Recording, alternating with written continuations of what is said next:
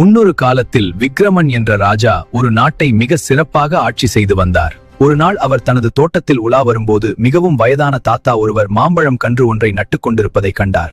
உடனே ராஜா அந்த தாத்தாவின் அருகில் சென்று, தாத்தா, இந்த மரம் வளர்ந்து பலன் தர பல ஆண்டுகள் ஆகும். அப்போது நீங்கள் உயிருடன் இருக்க மாட்டீர்களே, பின் ஏன் இவ்வளவு சிரமப்படுகிறீர்கள்? மன்னா, இப்போது நான் சாப்பிடும் மாம்பழங்கள் எல்லாம் என் முன்னோர்கள் நட்ட மரத்தில் விளைந்தவை.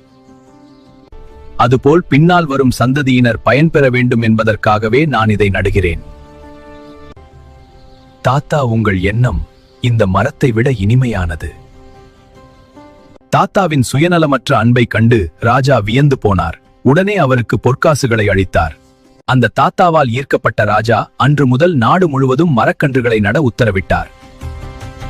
நீதி நமது முன்னோர்கள் செய்த நன்மை போல் நாமும் வருங்காலத்திற்கு நன்மையை விதைக்க வேண்டும். இந்த கதை உங்களுக்கு பிடித்திருந்தால் எங்களை லைக் செய்து சப்ஸ்கிரைப் செய்யுங்கள்.